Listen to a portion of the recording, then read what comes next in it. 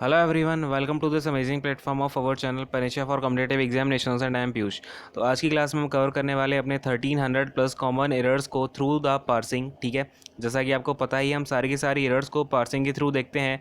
अब basically parsing क्या होती है, हम इसमें सारे के सारे पार्ट्स ऑफ स्पीच देख रहे होंगे कि आपके पार्ट ऑफ स्पीच जो है एक सेंटेंस में यूज़ कैसे होते हैं। और इसके अलावा जो रूल्स हैं, बेसिकली अब देखो इंग्लिश क्या है, आपका एक लैंग्वेज है, तो लैंग्वेज में आपका कोई रॉकेट साइंस तो लगेगी नहीं, ना ही आपके मैथमेटिक्स जैसे फॉर्मूले लगेंगे, है ना। तो रूल वगैरह तो ज़्यादा कुछ नहीं है, बल्कि उसकी प्लेस पर हम क्या इसका लॉजिकल एक्सप्लेनेशन होता है। देखो लैंग्वेज में क्या होता है, आपका एक लॉजिक का यूज़ होता है। ठीक है, लैंग्वेज आपकी बिना लॉजिक के तो बोली नहीं जा सकती है। मैं आपसे हिंदी बोल रहा हूँ, इंग्लिश बोल रहा हूँ, मैं आपसे तेलुगु बोलूँ या मैं आपसे उर्दू बोलूँ, कुछ भी बोलूँ, उसमें आपका एक लॉजिक तो होगा ना, तभी तो आपको बात समझ में आएगी, है ना। तो अभी हम वही समझेंगे कि कैसे आपका ये लॉजिकल एक्सप्लेनेशन हो रहा होता है, और इससे आपको क्या होगा, अंडरस्टैंडिंग करने में काफ़ी ज़्यादा हेल्प होगी। ठीक है, इसके अलावा आज है आपका डे नंबर 33। तो अभी तक आपने अगर डे नंबर 1 से क्लासेस को नहीं देखा है तो वो जाके देख लेना। और जो लोग लगातार देख रहे हैं तो आई होप कि अभी तक की आपने सारी क्लासेस देखी हैं और सारी चीज़ों को समझ लिया होगा। तो अब आप इस सिचुएशन में आ चुके हो कि मैं आपके सामने कुछ मोटे तगड़े से जो क्वेश्चंस हैं वो लेके आऊँ। तो आज की क्लास में हम कुछ अच्छे क्वेश्चंस करेंगे जो टीयर 2 में आए हुए हैं, और इसके अलावा वो देखने में थोड़े से हेल्दी हष्ट पुष्ट लगेंगे। ठीक है ना, तो इसमें कोई दिक्कत इसमें ज़्यादा टेंशन मत ले लेना। उन क्वेश्चंस को वहाँ पर वीडियो को पॉज करना, क्वेश्चन को खुद से एक बार पार्सिंग करके देखना, और आप इस सिचुएशन में हो कि उसकी पार्सिंग करके कर लोगे। ठीक है ना, तो इस तरह के क्वेश्चंस भी हम आज देख रहे होंगे। खैर, आज के सेशन को शुरू करते हैं फटाफट से। तो ये देखो, अब ये सारे के सारे क्वेश्चंस आपके एसएससी के द्वारा पूछे गए हैं, वो सारे के सारे क्वेश्चन मैंने इंक्लूड किए हुए हैं टिल आपका 2020 तक, जो आपका सीजीएल का टीयर 1 एग्जाम हुआ है वहाँ तक के इसमें सारे क्वेश्चंस मैं आपको डिस्कस कराने वाला हूँ। ठीक है, और ये है मेरा इंट्रो। अब ये क्या है भाई, ये आपकी कौन कौन सी क्लासेस के लिए इंपॉर्टेंट रहेगा, अब ये तो आप डेली देखते हो, इसे ही पता चले गया होगा कौन सी क्लास के लिए इंपॉर्टेंट है ये सारी क्लासें। इसके अलावा आपका सीडीएस हो गया, इसके अलावा आपका एफ कैट हो गया, जिसमें भी आपके एरर से रिलेटेड क्वेश्चंस आते हैं, उन सभी के लिए आपका ये हेल्पफुल है। ठीक है, इसके अलावा वोकैब स्पेशल कोर्स आपको ऑलरेडी चल ही रहा है, डेली इसकी क्लास आती है, डेली 9:30 AM पर, आप इसको देखना ना भूलें। ठीक है, और भी कई सारी अच्छी अच्छी क्लासेस हैं, जैसे आपका स्टैटिक जीके का प्रीमियम कोर्स हो गया, वो जाके आप प्लेलिस्ट में चेक कर लेना। इसके अलावा मैथमेटिक्स की आपकी क्रैश कोर्स हो गया। ठीक है, तो ये भी आप जाके देख सकते हो। एक बार जाके सारी क्लासेस को देखना, तभी आपको पता चलेगा कि कितना रेलेवेंट कंटेंट यहाँ पे कराया जा रहा है और कितनी ज़्यादा इंपॉर्टेंट चीज़ें हैं। ठीक है, देखो इस पूरे चैनल पर आपको यहाँ पर कुछ भी इर्रेवेलेंट नहीं मिलेगा। जो हमारा मेन एम है, जिसको सोच करके ये चैनल आपका क्रिएट किया गया है, वो यही है कि आपको रेलेवेंट चीज़ें दी जाएँ, इर्रेवेलेंट चीज़ें ना दी जाएँ। यहाँ पर ऑनलाइन मतलब भरा पड़ा है आपका इर्रेवेलेंट चीज़ों से, जिनका एग्ज़ाम से कोई लेना देना नहीं है। ठीक है, तो खैर फोकस करते हैं अपनी आज के लेक्चर पे, शुरू करते हैं फटाफट से। ठीक है ना, तो आज का आपका क्वेश्चन नंबर 1 है क्वेश्चन नंबर 435। ठीक है ना, तो हमने क्वेश्चन नंबर 434 तक की क्लास को पूरा अभी तक कर लिया है। ठीक है, डे नंबर 32 में। अब आते हैं अपने क्वेश्चन नंबर 435 पे। क्या बोल रहे हैं हमसे, no sooner did the teacher enter the classroom the students got up. ठीक है, तो आपको ये बात पता ही होगी, कुछ अपने नेगेटिव वर्ड्स होते हैं कौन कौन से, जैसे आपका नो सूनर हो गया, इसके अलावा आपका हार्डली हो गया, रेयरली हो गया, बेयरली हो गया, रेयर और स्कार्सली हो गया। ठीक है, ये सारे वर्ड्स जो होते हैं ये आपके नेगेटिव वर्ड्स होते हैं, और इनके साथ में आपका हमेशा क्या यूज़ होता है, तो इनके साथ में आपका हमेशा इनवर्जन का यूज़ होता है। इनवर्जन क्या होता है, जैसे आपका कोई क्वेश्चन वर्ड आ जाता है तो उसके बाद में हम हेल्पिंग वर्ब लगाते हैं ना, हेल्पिंग वर्ब आती है आपकी सब्जेक्ट से पहले, तो यहाँ पर भी आपका क्या हो रहा होता है, इन्वर्जन हो रहा होता है। देखो यहाँ पर नो सूनर है, फिर डिड, यहाँ पर आपकी हेल्पिंग वर्ब आ गई है, इसके बाद में आपका सब्जेक्ट आया हुआ है। ठीक है, तो कोई दिक्कत नहीं है, पार्सिंग यहाँ पर जो आपका इन्वर्जन है वो तो यहाँ पर कर दिया है। लेकिन आपको एक बात और पता होनी चाहिए कि ये जो नो सूनर है ना, नो सूनर का जो कोरिलेटिव आपका कंजंक्शन बनता है वो होता है इसके साथ में देन, और बाकी के जितने भी आपके नेगेटिव वर्ड्स हैं, हार्डली, बेयरली, रेयरली, स्केर्सली, है ना, वो सारे उन सारे के साथ में जो कोरिलेटिव कंजंक्शन यूज़ होता है वो होता है आपका व्हेन। ठीक है, ये बात आप थोड़ी सी ध्यान रखना। इस बात में कई बार जो क्वेश्चंस होते हैं वो आप गलत करके आ जाते हो। ठीक है, थोड़े से कन्फ्यूजन की वजह से। तो खैर, अब देखो इसके साथ में जो कंजंक्शन यूज़ होना है वो आपका देन यूज़ होना है। अब क्वेश्चन को आगे पढ़ो। No sooner did the teacher, आपका डिड क्या हो गया, डिड तो हेल्पिंग वर्ब हो गया, टीचर ये सब्जेक्ट हो गया, एंटर क्या हो जाएगा, अपनी मेन वर्ब हो जाएगी, और द क्लासरूम अपना यहाँ पर ऑब्जेक्ट बन जाएगा। कोई दिक्कत यहाँ पर। अब देखो ये अगला जो क्लॉज है अपना शुरू होता है द स्टूडेंट्स गॉट अप। तो ये जब अगला क्लॉज आपका शुरू हो रहा है तो बीच में कोई कंजंक्शन तो होना चाहिए, और अगर नो सूनर का यूज़ किया है तो वो कंजंक्शन कौन सा होगा, देन होगा। तो यहाँ पर मुझे क्या लगाना पड़ेगा, देन का यूज़ करना पड़ेगा। ठीक है, और एरर किसमें अपनी निकल के आ जाएगी, एरर अपनी यहाँ पर थर्ड वाले ऑप्शन में आएगी। क्लियर हो गया, तो यहाँ पर क्या हो जाएगा, देन। अब ये द स्टूडेंट जो है सेकंड वाले क्लॉज में, ये द स्टूडेंट इसका सेकंड वाला सब्जेक्ट हो जाएगा। ठीक है, ये आपका सेकंड सब्जेक्ट हो जाएगा। इसके अलावा गॉट अप क्या हो जाएगा, बेसिकली आपका गॉट अप एक फ्रेजल वर्ब की तरह यूज़ होता है, ठीक है ना, कि वो उठ के खड़े हो गए, तो ये आपकी वर्ब फ्रेजल वर्ब हो जाएगी। क्लियर है, समझ में आ गया। तो अपनी एरर यहाँ पर थर्ड वाले ऑप्शन में निकल के आई है। अगले क्वेश्चन पर आ जाते हैं, क्वेश्चन नंबर 436 देखते हैं। ये देखो, अब ये है अपने पास में क्वेश्चन नंबर 436। क्या बोल रहा है यहाँ पे, it is nothing else then pride. तो ये कुछ नहीं है, ये उसका बस प्राइड है, उसका जो है ये गर्व है, ठीक है। अब बात को समझना, ये हो सकता है कई सारे बच्चों को नहीं पता हो, आपका कभी भी एल्स आता है, ठीक है ना, क्या यूज़ हो जाए आपके सेंटेंस में, आपका एल्स का यूज़ हो जाए। तो कभी भी जब भी एल्स का यूज़ होगा तो उसके साथ में आपका जो भी अगला वाला कोरिलेटिव कंजंक्शन बनेगा, या फिर आपको मैं बोलूँ इन किसका जो भी आपका जोड़ीदार होता है एल्स का, वो क्या होता है, या तो आपका बट होगा, ठीक है। अच्छा, बट क्या है, बेसिकली यहाँ पर हम नेगेटिव सेंस की बात कर रहे होते हैं उसके अलावा, ठीक है। तो बट का आप सेंस ले लो, चाहे आप एक्सेप्ट लगा दो, ठीक है, कोई फ़र्क नहीं पड़ता। चाहे आप यहाँ पर किसका यूज़ कर लो, बिसाइड्स का यूज़ कर लो, ठीक है। यानी कि हमें कहीं ना कहीं बस एक चीज़ का ऑप्शन देना होता है, बाकी सारी चीज़ों को हम यहाँ पर नकार रहे होते हैं, ठीक है ना, बात को समझ पा रहे हैं। तो ये क्या है, इट इज़ नथिंग एल्स। अब देखो, यहाँ पर आपका नथिंग हो या ना हो, इट डजेंट मैटर्स। आपको मैं एक एग्जांपल देता हूँ, यहाँ पर कई सारे बच्चे कंफ्यूज होते हैं, उनको लगता है अगर नथिंग एल्स आएगा तो ही आपका अकेला यहाँ पर बट का, एक्सेप्ट का या बिसाइड्स का यूज़ होगा। लेकिन अगर अकेला एल्स आता है ना, तब भी हम इन सारी चीज़ों का यूज़ करते हैं, क्योंकि आपका जो मेन है वो यहाँ पर एल्स ही है, ठीक है। लेट्स से इसका मैं एग्जांपल देता हूँ, no one else no one else but Sunil saw it। यानी कि किसी ने नहीं, बट जो सुनील है ना उसने देख लिया। तो यहाँ पर कहीं ना कहीं जो यूज़ होता है आपका कॉन्ट्राडिक्शन का यूज़ होता है। देखो, मैंने क्या बोला, किसी ने नहीं देखा, लेकिन फिर मैं क्या बोलता हूँ, बट का जो यूज़ होता है वो होता ही कॉन्ट्राडिक्शन दिखाने के लिए है, ठीक है ना। चाहे आपका बट हो जाए, चाहे एक्सेप्ट हो जाए, चाहे बिसाइड्स हो जाए, इन तीनों वर्ड्स का जब यूज़ होता है, इसका मतलब है सेंटेंस में आप जो सेंटेंस आपका मेन सेंटेंस है उसका आप कहीं ना कहीं कॉन्ट्राडिक्शन देना चाह रहे हो, ठीक है ना। तो अब बात को समझना, यहाँ पर क्या हो जाएगा, इट आपका ये मेन जो सब्जेक्ट है वो हो जाएगा। इसके बाद ये इज़ क्या होगा, इज़ अपनी हेल्पिंग वर्ब हो जाएगी। नथिंग एल्स क्या हो जाएगा, ये आपका यहाँ पर एज अ पार्टिकल यूज़ हो रहा है, ठीक है, ऐसे हम बोल सकते हैं। इसके बाद में देन क्या हो जाएगा, देखो अब यहाँ पर हम जो देखो देन का यूज़ कब होता है, जब हमें कंपैरिजन कराना होता है। लेकिन यहाँ पर बात क्या हो रही है ना, कि इट इज़ नथिंग एल्स, लेकिन अब मुझे क्या करना है, सेंटेंस का कॉन्ट्राडिक्शन देना है। तो मैं क्या करूँगा, ये देन को हटा करके या तो मैं बट का यूज़ कर लूँ, चाहे मैं एक्सेप्ट का यूज़ कर लूँ, चाहे बिसाइड्स का, कोई फ़र्क नहीं पड़ता। लेकिन मेरे सेंटेंस में जो आपका सेंस आना चाहिए वो कॉन्ट्राडिक्शन का आना चाहिए, ठीक है। क्लियर हुआ, अपनी एरर किस में हो जाएगी, थर्ड वाले ऑप्शन में अपनी एरर हो जाएगी। चलो अगले क्वेश्चन पर आते हैं, क्वेश्चन नंबर 437 देखते हैं। तो भाई ये आ गया आपके सामने अच्छा खासी क्वेश्चन। मैं चाहता हूँ एक बार आप क्या करो, इस सेंटेंस को पॉज करो, यहाँ पर वीडियो को पॉज करो, इस सेंटेंस को एक बार खुद से ट्राई करो, ठीक है। सारे की सारी चीज़ों को समझो, क्या आपका यहाँ पर कैसे कैसे आपका यहाँ पर पार्सिंग का हम यूज़ कर पाएंगे, ठीक है। आपको मैं सारी चीज़ें सिखा चुका हूँ, आई होप कि आप ये कर लोगे, ठीक है। ट्राई करो एक बार खुद से, नहीं तो माता रानी पाप दे देगी, समझ गए। चलो करो फटाफट से ट्राई इसको। अब ये है बड़ा ही प्यारा सा सेंटेंस आपके सामने, एक एक करके यहाँ पर चीज़ों को समझते हैं। और यहाँ पर जो मीनिंग्स का यूज़ हुआ है ना, जो वर्डिंग यूज़ हुई है, बड़ी ही प्यारी है, ठीक है। बात को बड़े ध्यान से समझना आप। क्या है, सबसे पहले, to the ordinary man in fact the pealing of the bells is a monotonous angle and a nuisance tolerably only when mitigated by remote distance and sentimental association. तो अब बात को समझना, धीरे धीरे एक एक करके मैं आपको सबसे पहले तो मीनिंग समझा देता हूँ, किसका मतलब क्या होता है। इसके बाद हम आते हैं इसकी पार्सिंग के ऊपर, ठीक है। सबसे पहले देखो, ये मीनिंग जो पीलिंग होता है इसका मतलब क्या होता है, ठीक है। आई होप कि आप में से कई सारे लोगों को ये वर्ड पता होगा, लेकिन नहीं पता है तो इसको समझ लो और इसको नोट डाउन कर लो, ठीक है। पीलिंग सबसे पहले आपका एज अ नाउन यूज होता है, ठीक है, पील जो वर्ड है, ठीक है। अब इसका जो मतलब होता है, इसका होता है अ लाउड साउंड और सीरीज ऑफ साउंड्स, ठीक है ना। यानी कि काफ़ी ज़्यादा लाउड साउंड हो, या फिर क्या होता है ना, एक बार सीरीज आती रहती है साउंड्स की। जैसे जब आप जिंगल बेल होती है, जिंगल बेल आपने देखी है, तो उसमें क्या होता है, टंग टंग टंग ऐसे आती रहती है ना। तो ये क्या हो गया, आपका सीरीज ऑफ साउंड्स हो गया, ठीक है। ये तो हो गया आपका पील का मतलब। अब दूसरा वर्ड मेरे सामने आता है, ये मोनोटोनस क्या होता है सर। अब देखो, मोनोटोनस क्या होता है एक बार आपको बताता हूँ। इसका फंक्शन तो हम देखेंगे अभी बाद में, पार्सिंग करते टाइम ये कौन सा पार्ट ऑफ स्पीच बनता है, तभी आपको ज़्यादा बेटर समझ में आएगा। लेकिन इसका मतलब समझ लो, मोनोटोनस का मतलब होता है never changing, never changing, never changing, ठीक है ना। तो जो आपकी कभी भी चेंज ना हो, मतलब एक सीरीज में जो चल रही है वो चीज़ आपकी चलती रहे एक एक ही रफ्तार में, ठीक है ना। अगर आपका मैं एज अ स्पीड की बात करूं तो एक रफ्तार में साउंड हो तो वो आपका लगातार एक ही जैसा साउंड चलता रहे, कभी चेंज ना हो, ठीक है। तो इसको हम बोलते हैं मोनोटोनस। अब इसके अलावा आपके सामने क्या वर्ड जो आपको नहीं आता होगा, आई होप कि आपको जंगल जंगल समझ लो एक बार क्या होता है।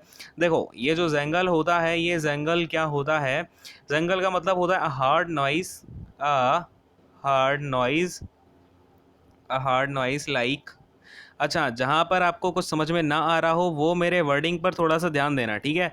A hard noise like that of, like that of, like that of metal, अब इसको कहाँ लिखूँ मैं, वेट अ सेकेंड, थोड़ा सा रुकें, वेट अ सेकेंड। ओके देखो, like that of metal hitting metal, ठीक है ना। तो बात को समझ पाए, एक आपका ऐसा हार्ड साउंड जो देखो जब भी दो मेटल आपस में टकराते हैं तो कैसा आता है, एक धड़ाक सा, मतलब कुछ एक हार्ड साउंड आता है, ठीक है ना। तो जो हार्ड साउंड होता है, जो हार्ड नॉइस होती है जब दो मेटल्स को आपस में टकराया जाए तो उसे हम क्या बोलते हैं, जंगल बोलते हैं, क्लियर है। अब इसके अलावा आपको क्या नहीं आता होगा, तो आई होप कि आपको यहाँ पर तो सारे वर्ड आते होंगे, एंड न्यूसेंस भी आपको आता होगा, टोलरेबल आता होगा। अब ये देखो मिटिगेटेड क्या होता है, अब ये सारी चीज़ें यहाँ से हटा देता हूँ, आप इसको पॉज करके नोट डाउन करते रहना। देखो अब अपने पास में एक निकल के आया मिटिगेट। तो देखो भाई मिटिगेट का मतलब होता है, मिटिगेट इसका मतलब होता है make something, to make something, something less, less serious बोल दो आप या फिर हार्मफुल बोल दो, ठीक है ना, सीरियस या फिर हार्मफुल। तो यहाँ पर आई होप कि आपको ये सारी चीज़ें जो है क्लियर हो गई होंगी। अब ये मीनिंग्स मैंने क्यों बताई, क्योंकि ये मीनिंग्स आपके एग्जामिनेशन में आने के भी काफ़ी सारे चांसेस हैं, तो इसको भी आप नोट डाउन कर ही लो। बढ़िया सेंटेंस है ये, मतलब देख के मज़ा आ गया सेंटेंस को मुझे। खैर देखो अब एक एक करके अब चीज़ों को समझते हैं। सबसे पहले अपने पास दिखा टू, तो ये टू क्या है भाई, टू एक प्रपोजिशन है कि नहीं है, बोलो हाँ। अब अगर प्रपोजिशन आया हुआ है तो उसको अपना प्रपोजिशनल ऑब्जेक्ट चाहिए होगा। तो देखो भाई इसके बाद में प्रपोजिशनल ऑब्जेक्ट के नाम पर इसे क्या मिल गया, ये मैन मिल गया, ठीक है। तो ये मैन क्या बन गया, इसका पीओ बन गया। और ये जो ऑर्डिनरी है मैन को क्वालिफाई कर रहा है, यानी कि ये क्या हो जाएगा, आपका एडजेक्टिव हो जाएगा कि नहीं हो जाएगा, बोलो हाँ। ये मैंने यहीं पर लिख दिया, एडजेक्टिव हो गया। अब इसके बाद में इनफैक्ट, इनफैक्ट क्या कर रहा है, ये एक आपका बता रहा है कि हाँ दरअसल, ठीक है। अब इसके बाद अपना क्या हो गया, the pealing of the bells, ठीक है। अब बात को समझना, अब अपने पास में क्या बात हो रही है, the pealing of the bells. सबसे पहले ये जो पीलिंग है ये मैंने आपको बताया हुआ है, पील एक नाउन होता है, इसके बाद में जो पीलिंग होता है वो भी आपका एज अ नाउन यूज हो रहा होता है। तो ये क्या हो जाएगा आपका यहाँ पर फिलहाल सब्जेक्ट हो जाएगा, ठीक है। क्या हो जाएगा, ये सब्जेक्ट हो जाएगा कि नहीं हो जाएगा, बोलो हाँ, क्लियर है। अब इसके बाद में ये ऑफ क्या है, अगेन आपका प्रपोजिशन आ गया, ऑफ क्या हो गया भाई, प्रपोजिशन हो गया। तो ये जो बेल्स है, ये बेल्स क्या हो जाएगा, इस प्रपोजिशन का प्रपोजिशनल ऑब्जेक्ट यानी कि पीओ बन जाएगा। अब इसके बाद में ये जो इज है, इज क्या हो जाएगा, इज अपनी यहाँ पर हेल्पिंग वर्ब है, लेकिन बात को ध्यान से समझना, ये हेल्पिंग वर्ब यहाँ पर मेन वर्ब का काम कर रही है। और जब भी कोई हेल्पिंग वर्ब मेन वर्ब का काम करेगी तब तब वो क्या हो जाती है, वो एक लिंकिंग वर्ब बन जाती है, ठीक है ना। क्या बन जाती है, लिंकिंग वर्ब। अब अगर ये लिंकिंग वर्ब बन गई है तो इसके बाद में क्या आ रहा है, मोनोटोनस एंगल। तो सबसे पहले ये जो जंगल है, जंगल मैंने आपको समझाया क्या होता है, जंगल एक ऐसी हार्ड नॉइज जो मेटल के टकराने से आती है, ठीक है ना, मेटल से मेटल टकराता है जब। तो ये जंगल क्या हो जाएगा आपका फिलहाल यहाँ पर, ये जंगल हो जाएगा इसका बेसिकली नाउन है, लेकिन ये क्या कर रहा है, क्वालिफाई कर रहा है। तो ये नाउन ना कह के मैं इसको क्या बोलूँगा, बेसिकली ऑब्जेक्ट ना बोल के, नाउन तो है ही सही, इसको मैं ऑब्जेक्ट ना बोल के क्या बोल दूंगा, सब्जेक्टिव कॉम्प्लीमेंट बोल दूंगा। क्या बोल दूंगा, सब्जेक्टिव कॉम्प्लीमेंट, ठीक है ना। अब इस जंगल को क्वालिफाई कौन कर रहा है, ये मोनोटोनस कर रहा है ना। मैंने बोला कि जब मेटल से मेटल टकराता है तो वैसी साउंड आ रही है, लेकिन वो साउंड कैसी है, मोनोटोनस का मतलब मैंने क्या समझा था, जो आपकी रिपीटिशन में कॉन्टिन्यूसली एक जैसी चलती रहे, कभी चेंज ना हो, नेवर चेंजिंग। तो वो साउंड आपका नेवर चेंजिंग है, मोनोटोनस एंगल चल रही है भाई। तो ये मोनोटोनस क्या कर रहा है, एंगल को क्वालिफाई कर रहा है, तो ये क्या हो जाएगा, ये आपका एडजेक्टिव हो जाएगा, ठीक है ना। मोनोटोनस क्या बन जाएगा, एडजेक्टिव बन जाएगा। क्लियर हो गई यहाँ तक सारी बातें। अब ये जो एंड है, एंड आपका यहाँ पर कंजंक्शन है, और आपको पता है कभी भी एंड कंजंक्शन क्या करता है, अपने दोनों तरफ चीज़ों को बैलेंस करके रखता है, यानी कि यहाँ पर जो चीज़ आएगी वो चीज़ आपकी यहाँ पर भी आएगी, ठीक है। दोनों तरफ आपकी जो चीज़ें हैं वो सेम सेम आ रही होंगी। तो यहाँ पर ये जो, अब देखो अब क्या है, and a nuisance tolerably only when. अब देखो बात को समझना, यहाँ पर अगर अपना एक नाउन आया है जो कि सब्जेक्टिव कॉम्प्लीमेंट है, यानी कि अपना एंड के इस साइड भी एक नाउन आएगा जो कि सब्जेक्टिव कॉम्प्लीमेंट होगा, क्लियर है। तो ये जो टोलरेबली है ना, यहाँ पर ये एडवर्ब का, देखो टोलरेबली होता है अपना एडवर्ब, और हमें यहाँ पर क्या चाहिए है, वेट अ सेकंड, देखो टोलेरेबली अपना क्या होता है, टोलेरेबली अपना होता है एक एडजेक्टिव, ठीक है ना। बेसिक सॉरी, टोलेरेबली अपना क्या होता है, एक एडवर्ब होता है, ठीक है ना। लेकिन हमें यहाँ पर क्या चाहिए होगा, एक सब्जेक्टिव कॉम्प्लीमेंट। बोलो हाँ कि नहीं, क्योंकि यहाँ पर अपना क्या आया हुआ है, यहाँ पर एक अपना सब्जेक्टिव कॉम्प्लीमेंट आया है।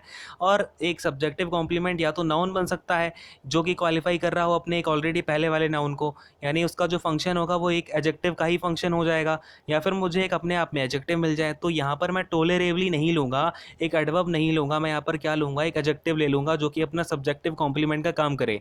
मुझे पता कैसे चला, क्योंकि एंड की दोनों साइड सेम सेम चीज़ें होती हैं। अगर आपकी इस साइड सब्जेक्टिव कॉम्प्लीमेंट आया हुआ तो इस साइड भी आपका सब्जेक्टिव कॉम्प्लीमेंट ही आएगा, ठीक है ना। तो ये मैं यहाँ पर क्या कर दूंगा, टोलरेबली को हटा करके टोलेरेबल डाल दूंगा। टोलेरेबल क्या होता है अपना, टोलेरेबल होता है एक एडजेक्टिव। क्लियर हो रही है बात, समझ में आ रही है। तो यहाँ पर मैंने डाला टोलेरेबल, आपको अब एरर भी मिल गई होगी, एरर हो जाएगी आपकी। ये कौन सा वाला ऑप्शन है भाई, ऑप्शन नंबर 3 में। इसके बाद में क्या है, ओनली व्हेन, ठीक है। ओनली व्हेन से क्या किया हमने, यहाँ पर चीज़ को जोड़ दिया है। और ये मिटिगेटेड, मिटिगेटेड क्या होती है अपनी, बेसिकली मिटिगेट वर्ब होती है, ठीक है ना। जब हम क्या करते हैं किसी चीज़ को लेस हार्मफुल हो, ठीक है, तो ये क्या हो जाएगा आपका, यहाँ पर वर्ब हो जाएगी, मेन वर्ब हो जाएगी, ठीक है ना। इसके बाद में अब क्या है भाई, बाई रिमोट डिस्टेंस। अच्छा, ये ओनली व्हेन जब मैंने यहाँ पर दो चीज़ों को फिर से कंजंक्शन की तरीके से यूज़ किया तो ये अपनी मेन वर्ब नंबर 2 हो गई है, ठीक है। मिटिगेटेड बाई क्या हो जाएगा, अब ये बाई प्रिपोजिशन हो जाएगा। रिमोट डिस्टेंस, अब ये देखो by remote distance and sentimental association, यानी कि यहाँ पर फिर से एंड कंजंक्शन का यूज़ हुआ है। अब बात को समझना, अगर एंड कंजंक्शन से पहले यहाँ पर आपका एक नाउन का यूज़ होगा तो यहाँ पर भी आपका एक नाउन का यूज़ होगा, इस बात को समझो, ठीक है। अब यहाँ से अगर मैं चीज़ों को हटा दूँ तो और ज़्यादा क्लियरली समझा पाऊँगा, ठीक है। इसको आपको अगर नोट करना हो, नोट कर लेना ये सारी चीज़ें पॉज करके। यहाँ पर मैं चीज़ों को थोड़ा सा हटाता हूँ सो दैट हम आगे की चीज़ को समझ पाएँ, ठीक है। इसको हटा रहा हूँ। देखो यहाँ पर अपने पास क्या आ गया, बाई। बाई क्या हो गया, ये प्रपोजिशन हो गया। और ये एंड क्या हो गया, यहाँ पर फिलहाल अपना कंजंक्शन। अब मुझे पता है कि एंड के इस साइड उस साइड दो जो अपने दोनों साइड चीज़ें होती हैं वो सेम सेम आनी हो चाहिए। अब देखो बाई क्या है, बाई प्रपोजिशन है, तो इस प्रपोजिशन को अपना ऑब्जेक्ट चाहिए, यानी कि इस प्रपोजिशन का ऑब्जेक्ट क्या हो जाएगा, ये डिस्टेंस हो जाएगा। लेकिन अब अगर मैं बोलूँ ये बाई प्रपोजिशन के यहाँ पर दो ऑब्जेक्ट हैं, कितने ऑब्जेक्ट हैं भाई बाई प्रपोजिशन के, दो। क्यों है, क्योंकि ये जो एंड है ना इसका मतलब ये है, मैंने बोला by remote distance and by sentimental association, इसका जो मीनिंग है ना यही निकल के आएगा, ठीक है। तो कई सारे कॉन्सेप्ट इस सेंटेंस में आपके क्लियर हुए हैं। ये बाई क्या हो गया, प्रपोजिशन, इसका ऑब्जेक्ट बनेगा ये डिस्टेंस, ठीक है, पीओ बन जाएगा ये। और ये जो रिमोट है इसको डिस्टेंस को क्वालिफाई कर रहा है, ये रिमोट क्या बन जाएगा, इसका एडजेक्टिव बन जाएगा, ठीक है ना। इसी तरीके से ये जो एसोसिएशन है ये इस बाई प्रपोजिशन का, क्योंकि ये जो मीनिंग है ना वो यहाँ पर कहीं ना कहीं बाई आपका अंडरस्टूड हो गया, क्योंकि यहाँ पर मैंने एंड लगा दिया है, ठीक है। तो इस बाई प्रपोजिशन का अगेन ये आपका ऑब्जेक्ट बनेगा, एसोसिएशन, ठीक है। और ये जो सेंटिमेंटल है इस एसोसिएशन को क्वालिफाई कर रहा है तो ये इसका क्या हो जाएगा, एडजेक्टिव हो जाएगा, ठीक है। क्लियर हो गई बात, बात समझ में आएगी नहीं आई, बोलो फटाफट से हाँ क्लियर हो गया। तो यहाँ पर अपनी एरर निकल के आई है थर्ड वाले में, क्यों, क्योंकि यहाँ पर हमें टोलेरेबली का यूज़ नहीं करना है, एक सब्जेक्टिव कॉम्प्लीमेंट चाहिए, यानी कि हमें यहाँ पर एक एडजेक्टिव की ज़रूरत है। तो टोलेरेबली एडजेक्टिव नहीं होता है, टोलेरेबल अपना एक एडजेक्टिव होता है। क्लियर हो गई बात। अगले क्वेश्चन पर आते हैं, काफ़ी अच्छा क्वेश्चन है, इसको आप अच्छे से नोट डाउन करके रख लेना, ठीक है ना। अगले क्वेश्चन पर आते हैं, क्वेश्चन नंबर 438 देखेंगे। ये रहा अपने सामने क्वेश्चन नंबर 438। तो अब ये वाला क्वेश्चन भी देखो थोड़ा अच्छा ही है, लेकिन जो पिछला क्वेश्चन था ना उसने तो मतलब मज़ा ही आ गया, दिल ही जीत लिया उस क्वेश्चन ने। देखो अब क्या है, इस क्वेश्चन को देखते हैं। The increasing mechanization of life have led us further way. अच्छा ये क्या है, देखो फार्दर है। अब अपने पास में एक होता है फार्दर और एक होता है अपने पास में फर्दर। इसका जरा आप मुझे डिफरेंस कमेंट सेक्शन में बताना, ठीक है ना। मैं तो आपको खैर बता ही दूंगा अगली क्लास में, इसका आप मुझे डिफरेंस बताएं, फार्दर में और फर्दर में क्या डिफरेंस होता है, ठीक है। खैर अब इसके बाद में क्या है, away from daily contact with nature and the craft of the farm. Clear है। अब देखो अब जरा एक एक करके चीज़ों को समझते हैं। सबसे पहले इंक्रीजिंग मैकेनाइजेशन, तो सबसे पहले देखो भाई अब यहाँ पे क्या है, मैकेनाइजेशन ये जो है अपना ये हो जाएगा, यहाँ पर एक नाउन है ये, तो ये अपना बन जाएगा सब्जेक्ट, ठीक है ना। और इसके अलावा ये जो इंक्रीजिंग है ये आपका एज अ जीरेंड यूज़ हो रहा है, तो ये क्या करेगा, इस मैकेनाइजेशन को एक तरीके से क्वालिफाई कर रहा है, ठीक है ना। तो ये अपना एक एडवर्ब का काम, एडजेक्टिव का काम, ठीक है ना। क्या बन जाएगा, ये आपका एक एडजेक्टिव बन जाएगा। क्लियर है, बात समझ में आ गई यहाँ तक। अब इसके बाद में क्या है, ये ऑफ। ऑफ क्या होता है, अपना एक प्रपोजिशन होता है कि नहीं होता, बोलो हाँ। तो ये हो जाएगा प्रपोजिशन। अब अगर प्रपोजिशन आ गया है तो इसको अपना क्या चाहिए होगा, प्रपोजिशनल ऑब्जेक्ट चाहिए होगा कि नहीं चाहिए होगा, बोलो। क्लियर है। तो ये लाइफ क्या हो जाएगा, इसका पी हो, यानी कि पोजिशनल ऑब्जेक्ट हो जाएगा। क्लियर है। अब इसके बाद में देखो ये हैव क्या हो जाएगा, हैव अपना यहाँ पर आपका हेल्पिंग वर्ब है, ठीक है। इसके बाद में लेड क्या हो जाएगा, लेड अपनी यहाँ पर मेन वर्ब है। इसके बाद में ये अस क्या हो जाएगा, अस अपना ऑब्जेक्ट हो जाएगा। क्लियर है, क्या हो जाएगा, अस हो जाएगा आपका ऑब्जेक्ट। अब इतनी सी बात तो ठीक है। अब आपने बोला ये हैव क्या हो गया, हेल्पिंग वर्ब हो गया। इसका सब्जेक्ट क्या है, मैंने देखा तो ये जो मैकेनाइजेशन है ये इसका सब्जेक्ट है। तो मुझे एक बात बताओ, ये मैकेनाइजेशन आपका सिंगुलर है कि प्लूरल है, तो ये आपका एक सिंगुलर सब्जेक्ट है, ठीक है, ये बात समझ में आ गई। तो ये वाली जो वर्ब है आपकी हेल्पिंग वर्ब, ये आपकी सिंगुलर होनी चाहिए कि प्लूरल होनी चाहिए, बोलो फटाफट से।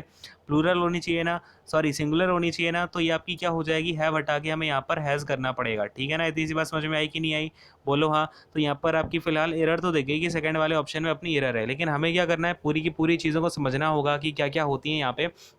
तो हम आगे देखते हैं कि क्या क्या आपकी पार्सिंग हो रही है। इसके बाद में ये अस हो गया आपका, अस तक बात समझ में आ जाती है, ऑब्जेक्ट हो गया। अब ये फार्दर अब फ्रेजल वर्ब हो जाएगी। फ्रॉम क्या हो जाएगा आपका, फ्रॉम हो जाएगा प्रपोजिशन। अब प्रपोजिशन आया है तो उसको क्या चाहिए होगा, अपना ऑब्जेक्ट चाहिए होगा। कॉन्टैक्ट क्या हो जाएगा, इसका ऑब्जेक्ट हो जाएगा इस प्रपोजिशन का, पीओ फ्रॉम वाली प्रपोजिशन का। डेली क्या कर रहा है, डेली अपना एक टाइम, देखो डेली का जो काम होता है ना वो बेसिकली एक टाइम को बता रहा होता है, ठीक है। और ये कहीं ना कहीं आपका जो कॉन्टैक्ट है उसको क्वालिफाई कर रहा है, तो इसको ये क्वालिफाई करने वाला एडजेक्टिव बन जाएगा। यहाँ पर इसका जो काम है ना वो एडजेक्टिव का काम कर देगा, ठीक है। वैसे ये फ्रीक्वेंसी बता रहा होता है, फ्रीक्वेंसी बताने वाले वर्ड्स होते हैं ये, ठीक है। इसके बाद में विद क्या हो जाएगा, विद आपका प्रपोजिशन हो जाएगा। अब इस प्रपोजिशन को अपना ऑब्जेक्ट चाहिए, तो ये जो नेचर है ये इसका प्रपोजिशनल ऑब्जेक्ट यानी कि पीओ बन जाएगा।